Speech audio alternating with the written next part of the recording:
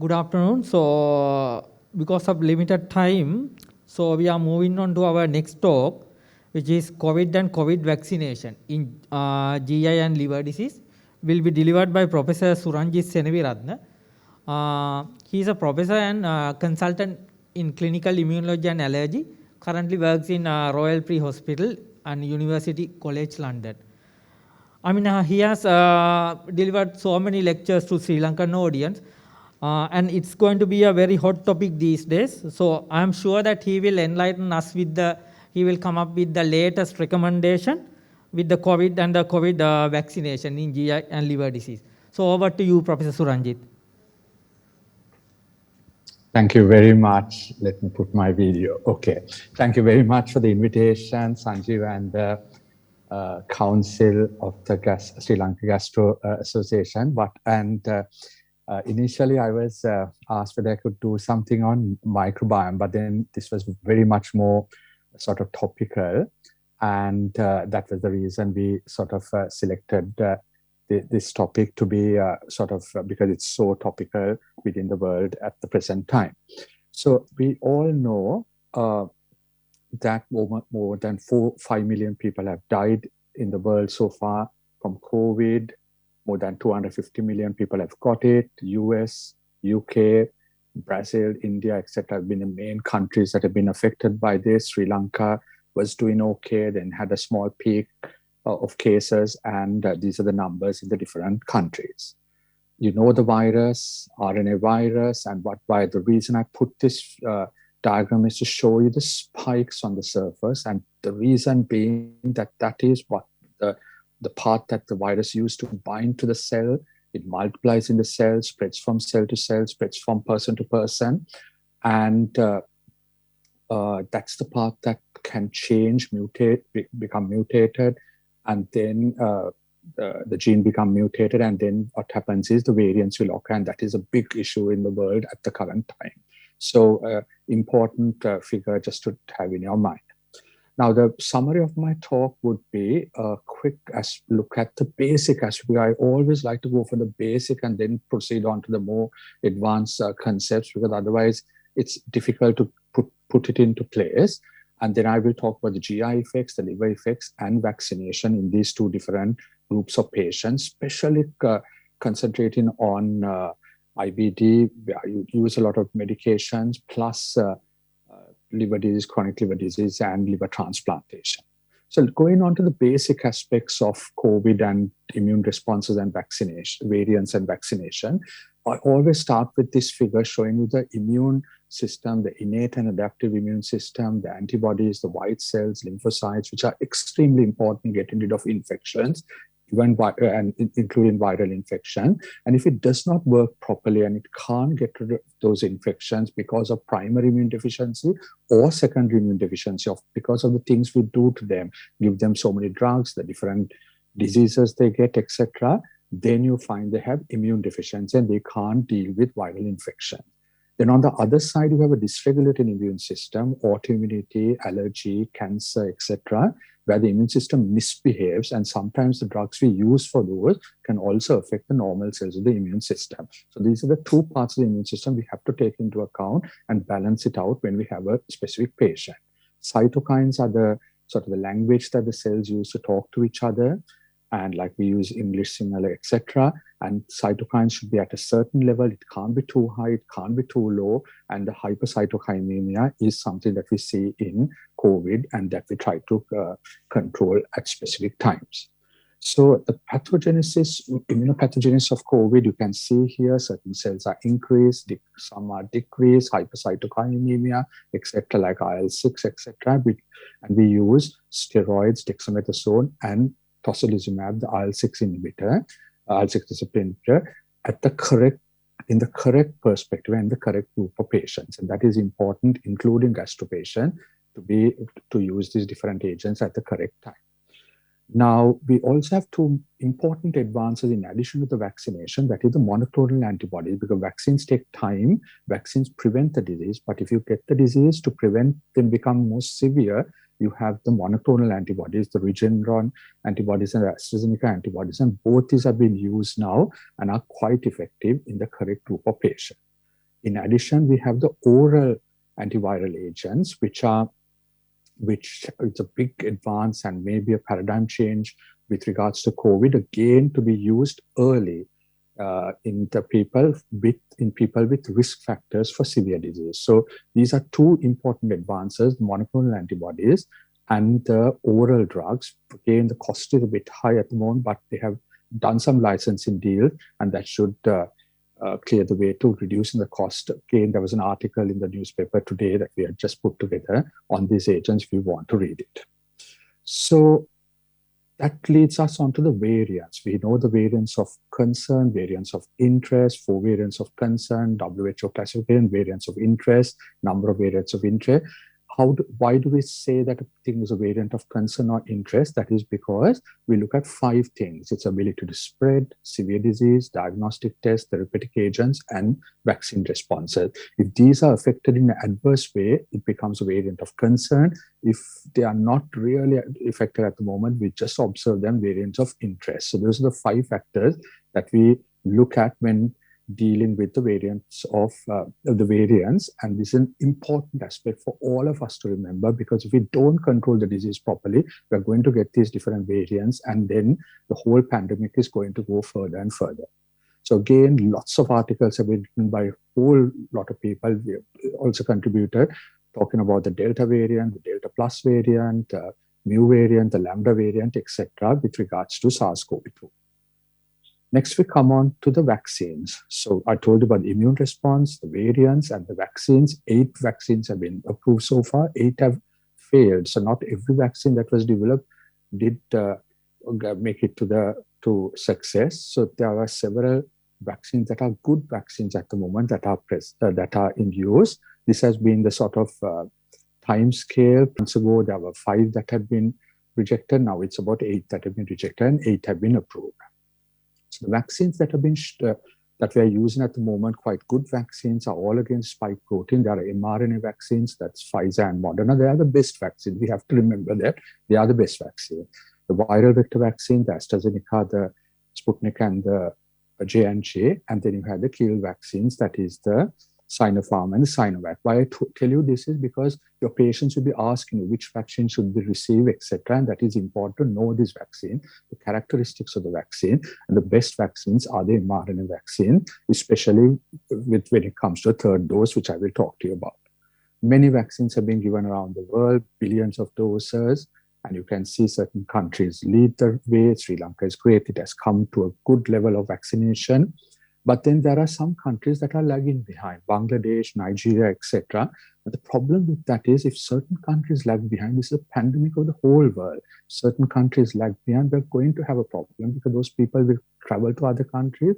They will can develop variants and carry the variants away. So this has to be equitable and spread around the world about the vaccine rollout. You have efficacy and effectiveness. We have very good effective vaccines in the real world setting. What the vaccines are trying to do is reduce disease, severe disease, hospitalization, death, etc. It has done that very well, really good responses. It tries to reduce infection, asymptomatic infection, but it's not 100% there. So therefore, you can be infected even not after vaccination and then spread the disease to non-vaccinated. So where non-vaccinated people are in a big danger, because they are not protected, and they can get the infection from the vaccinated person. 1 vaccine is not enough. You have to get 2 doses. You would not reach a threshold if you take one dose and just stop at that. You have to get 2 doses or more, because the 3rd dose has come in. So 1 is absolutely not enough. Pfizer, AstraZeneca, etc. It must be 2 doses. Vaccine responses are dropping.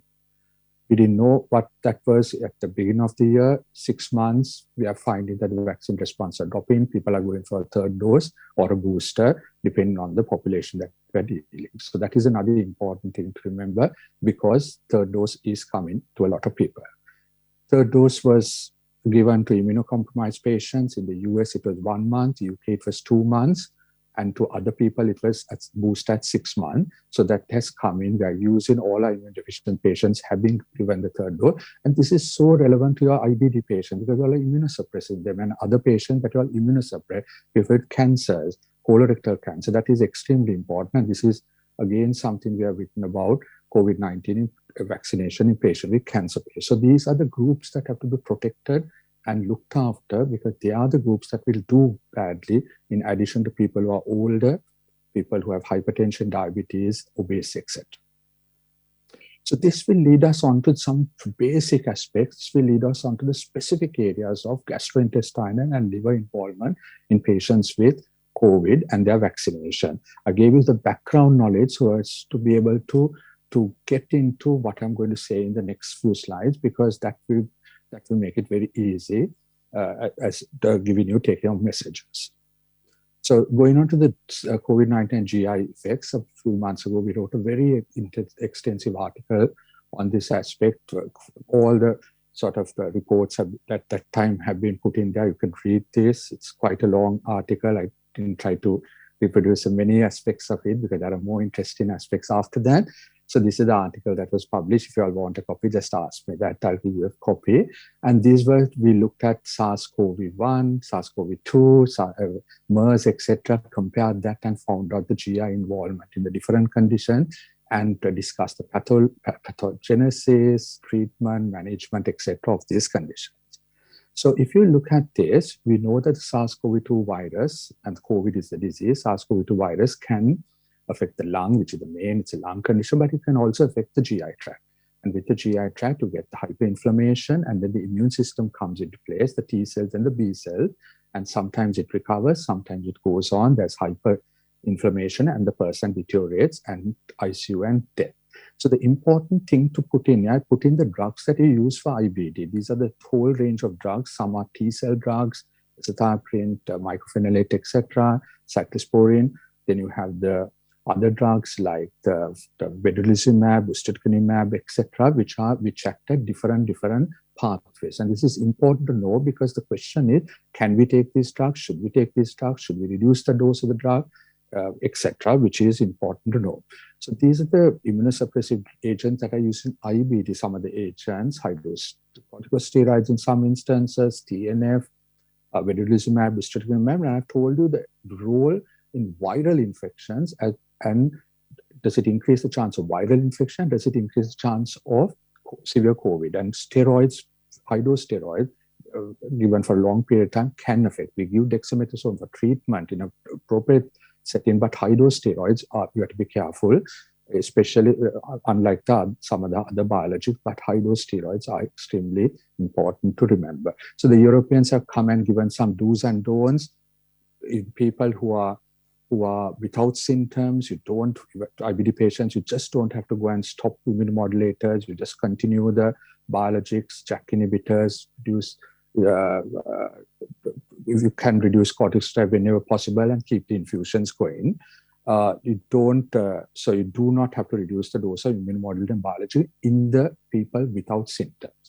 However, if they get symptoms, if they become symptomatic or asymptomatic SARS-CoV-2 positive, that's an important aspect. That is, they have now got infected and become symptomatic inserted. At that stage, you should consider postponing biologic administration, stopping certain agents such as azathioprine, mercaptopurine therapy, continue the prednisolone, don't continue prednisolone at a dose over 20, and you restart the treatment when they become PCR negative. The swab, nasopharyngeal swab PCR negative. So these are the guidelines that are given for patients with IBD, which we follow routinely. The Americans have very, very similar guidelines. Again, in the people who have no SARS-CoV-2, you don't have to do very much except for social distancing and the general measures and getting vaccination. No known SARS-CoV-2 infection with who are asymptomatic, all the purines, etc. But if you're symptomatic, you go one step further and you restart the agents after they become a negative PCR. And the important thing is to balance the problems with IBD becoming worse and then deteriorating and sort of more complications occur and leading big dose of steroids, IV steroid, as opposed to the SARS-CoV-2 or COVID becoming worse and the patient going to hospital. So these are the recommendations that are given, the American and the European recommendation for IBD patient. Microbiome is important. I just put this because this was what I was asked to talk initially. So you know that there are big microbiome changes in acute, in post-acute COVID, etc. And people who have a bad microbiome have a high chance of getting severe COVID. This has been shown beautifully in certain studies.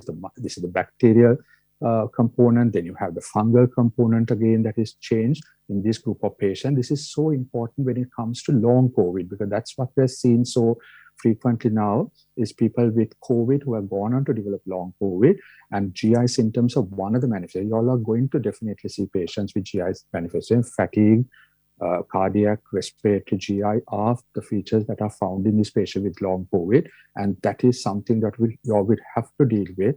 And knowing the manifestation microbiome aspects of that condition is important, because that is what the research is pointing out to, one of the components of the long COVID. There are several other components, but long COVID is again an important aspect. So that is a quick run through with regards to the GI, focusing on the IBD aspect, and I will go into the liver aspects of sort of COVID, and then go on to vaccination. So we know that the hepatocyte can be affected by the virus, but it is mainly the cholangiocyte, the bile duct cell. And there are different ways in which it causes liver damage. It can go into the liver cell and the hepatocyte and damage the cell, but not the commonest. It can be due to hypoxia due to the lung effects affecting the liver. It can be due to drug-induced liver injury. It can be due to thromboembolism, because in the people who had biopsy, there were microthrombi that were present, and a whole range, mitochondrial dysfunction, etc. So what happens is, you can find that in patients with comorbidities and some milder liver disease, they can have increased COVID severity, and those with sort of chronic liver disease, you find that they can decompensate, and then mortality and severe COVID can occur, and then mortality can increase. That is well known. And this is a sort of a schematic to show that the worse that the liver disease, the child you see, if you find that the person has gone into ITU, it's about 90% mortality that the person would have. While in a person with chronic liver disease without cirrhosis, you find that once they go into invasive ventilation, it's about 21% mortality. So the important thing is treat these people early, watch out the condition, treat them aggressively, and don't look on and wait, because your chronic liver disease patient, if they get COVID, they have a higher chance of dying from the condition, especially if they decompensate. So that's an important thing to remember. Liver disease, chronic liver disease can affect the lung. How does it affect the lung? It has an effect on the antibody pathway, the T cell pathway, the immune response is dysfunctional. When they decompensate, you get ascites encephalopathy that can, in fact, cause a respiratory issue. And then you have thromboembolism, which is important systemic inflammation. The liver has such an important role to play. So you have this crosstalk between the lung and the liver. That's so important in patients with chronic liver disease. So when it comes to transplantation, we use a whole range of drugs, liver transplantation, and then I'll talk about solid organ transplant, another important area. So you use a whole lot of agents like you would use in IBD, the immunosuppressive agent, whole lot of tacrolimus, cyclosporin, MMF, everolimus, etc. Some of those increase the chance, most of those increase the chance of getting viral infection. So getting SARS-CoV-2 is increased. And the second thing is that some of those drugs can also cause an increase in the severity of COVID, especially the mycophenolate group of drugs. So that is an important aspect to remember in your immunosuppressed patient and liver transplant patient.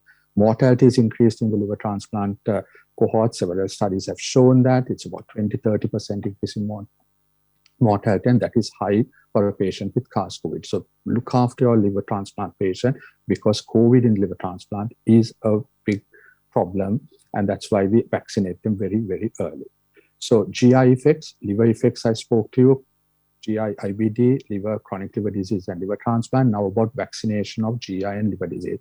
The bottom line is just one statement if I'm giving you to take home is, please vaccinate these patients early. Do not look on and wait.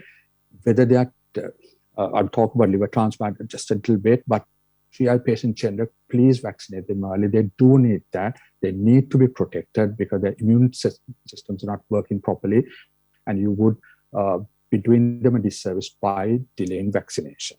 So if we look at the vaccination, COVID-19 vaccination in IBD should receive the COVID-19 vaccine. All three vaccines are safe. We don't have a live vaccine so far. either kill the mRNA or the viral vector vaccine. Best time to vaccine is when the earliest opportunity. Don't be looking on for the best vaccine, Pfizer, etc. Just give them the vaccine. I think that has happened in most countries now. Do not differ because they are on immune modifying drugs. Just give them the vaccine. Their response may not be as good as somebody who's healthy, but you can always give a third dose and boost that up. So that is an important thing to inform the person that they may need more vaccines. So when it comes to liver disease, we know, so that was about IBD and GI disorders in general. When it comes to liver disease, chronic liver disease, we know that generally vaccination not really great in people with chronic liver disease. Seasonal flu, hepatitis B, pneumococcal vaccines all have lower response in patients with chronic liver disease. The immune system is not working well. That is an area that you may not be putting too much focus on, but that is an important thing to remember. So again, vaccinate them early. Don't wait till their disease goes to very severe levels because the immune response will be worse. Now, when it comes to chronic liver disease patients, general vaccines I spoke to you, talk about the COVID vaccines, again recommended for all patients. You don't have to interrupt antiviral treatment, local regional treatment for hepatocellular carcinoma or treatment for PBC or autoimmune hepatitis. Just go ahead and give the vaccine. If there are shortage of vaccine, go for the high MEL scores. And the important thing is if they have a sort of possibility of infection, look at that and exclude that they have COVID. If you have COVID, just wait 1 month and give the vaccine. And if it's a liver transplant patient on a waiting list, please consider vaccine before you think of before transplant, because you will make a good response. You don't want to immunosuppress them and then consider vaccine. And you consider the household members, very important, children and other household members and healthcare workers who are dealing with the social distancing and vaccination.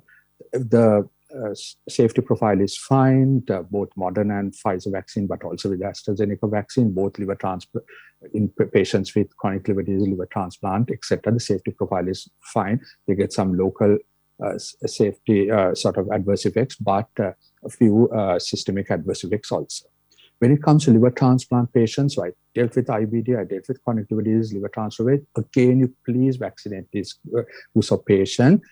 Best time to administer is at least 3 months after the transplant when the immunosuppression is lower. But if it's an emergency, if it's more sort of a lot of comorbid factors, etc., just go at 6 weeks. Don't wait for 3 months, just go at 6 weeks. There are a lot of comorbid feature, and you don't just reduce immunosuppression just for the reason of giving better response to vaccine, because there's a risk of acute cellular rejection. The only time we don't avoid vaccination if they're having acute cellular rejection and they are being treated at the moment. Wait till that is improved and then you can vaccinate. So these are what we follow when in our transplant center in the different hospitals here. Again, with regards to you don't, because they have been vaccinated, you don't delay donor transplantation, because it's difficult disease donor transplantation, because that is a vital organ, and if you don't delay it because the recipient had just got vaccinated. If a second dose is due in the immediate post transplant period, just wait about 6 weeks before giving it. And in patients who are on the list, please vaccinate them at least 2 weeks before, because of the fact, both the recipient and the donor, because if it's a known time period, because the fact that it takes some time, takes about at least 7 to 10 days for the immune response to come. So these are some of the guidelines that we use with regards to the liver transplant patient.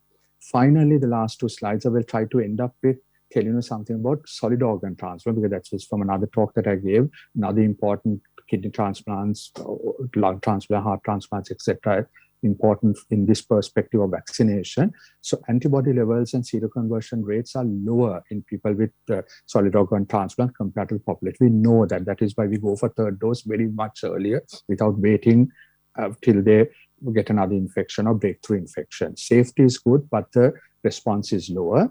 And especially in people who are taking Belecept and MMF, that is, the response has been found to be especially lower in that group of patients.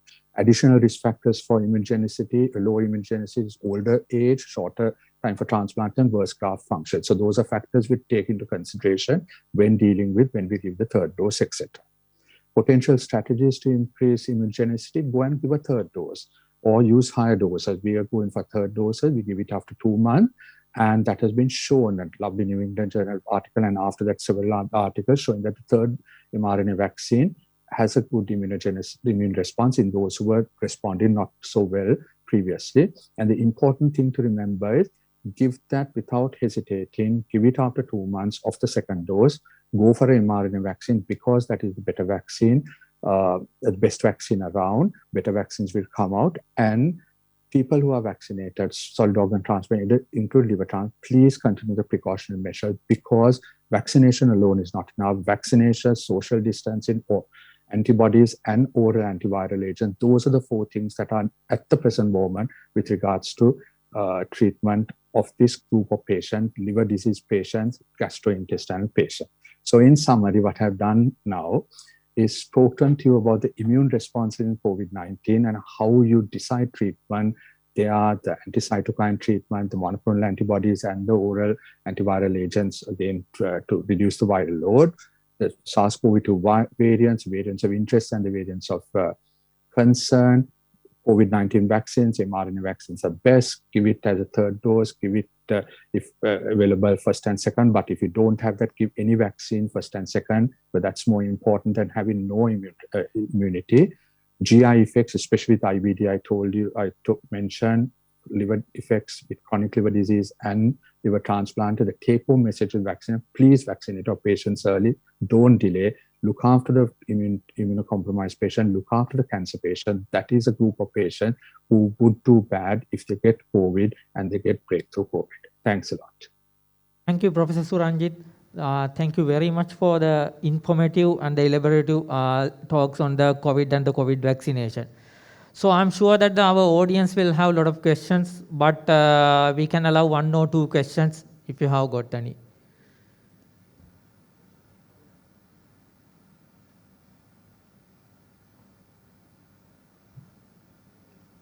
So may I ask 1 question, Professor Suranjith? So do you recommend any, the follow-up monitoring with any antibody response? I know that the best thing is to check the neutralizing antibody titer. So do you recommend, after the vaccination, do you recommend to check the antibody levels? Yeah, so very good question, excellent question. I think not because it is good in studies. At the moment, we don't have a good immune correlate of protection. We don't have a good antibody correlate. We don't have a good cellular correlate. We use it in some patients with cancer, etc., to see if they made any response, but we cannot look at it in healthy people and not the GI patients who are not sort of immunocompromised or who have cancers or who have liver transplantation or the transplant, and then look at the antibody level and tell them don't give the vaccine. This has happened to a number of patients in Colombo and Sri Lanka, where the oncologist has said, no, your antibody levels are okay, don't go and get the third vaccine. That is absolutely wrong. That is not correct because we don't have a good correlate. People are using different assays to measure the antibody levels. In people, sort of healthy people, measuring antibody levels after vaccination, waste of time. We're just wasting a lot of money. That money should be used for diagnostic and other purposes. But if you're doing a study, it's okay. We do not have a good correlate. We use sometime on a sort of longitudinal basis in patients with, say, very immunocompromised or with sort of cancers. We may use it just to see whether there is a stepwise increase. But across the board, we just don't use antibody. We don't have a good cell assay. We are using the ELISpot and the Conferon assay to look at this, but it's not validated at the moment. So we don't have one good assay at the moment to use, and don't be wasting lots of money just measuring antibodies, etc., until we get a good assay. Hepatitis B, we have good assay. Measles, we have good assay, but in SARS-CoV-2, that will come. But at the moment, we don't have it, except in certain selected groups where you discuss with an immunologist or a good virologist about the assay to be used. Any more questions? Yeah.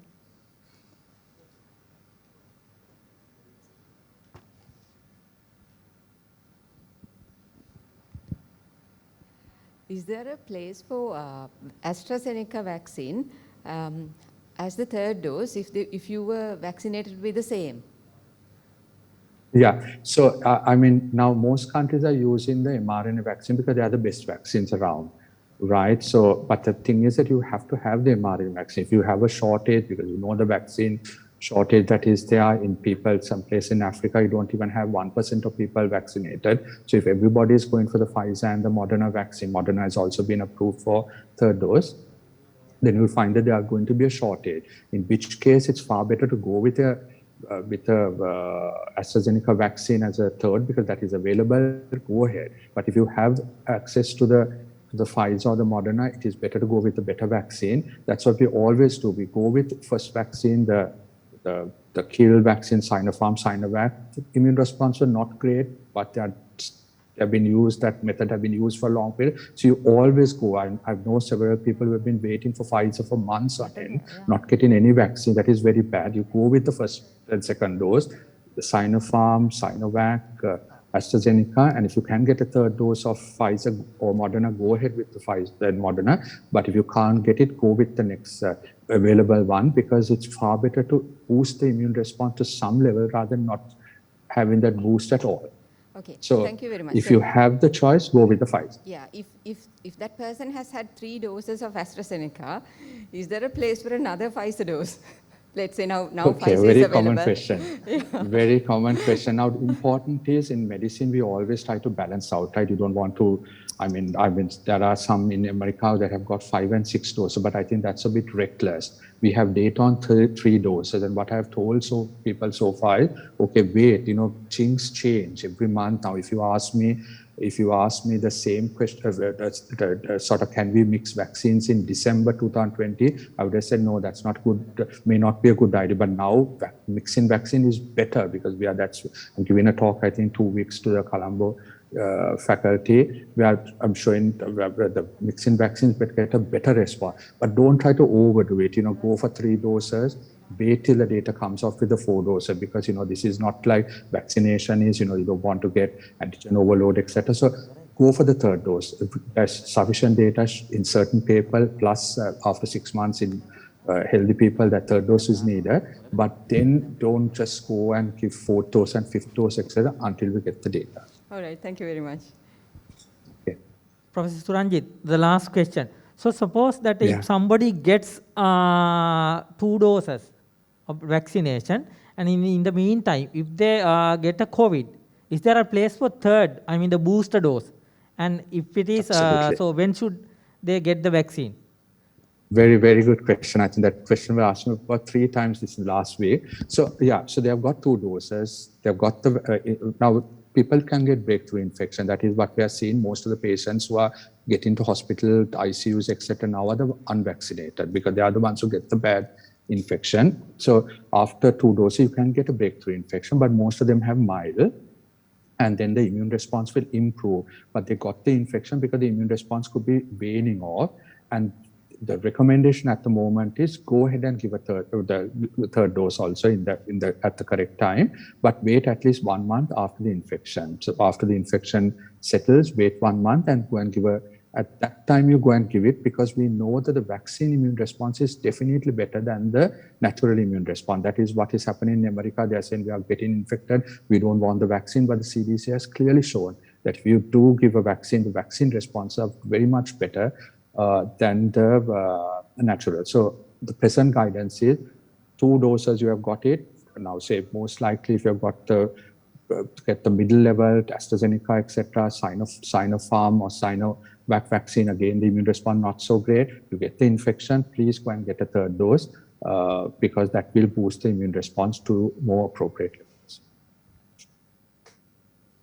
So because but of the 1 time, month after infection. Yes. Thank you very much once again, Professor Suranjith, on behalf of SLSG, and we hope to see you in person at in our next meeting. Thank you very much, sir. Thank you very much. Thanks.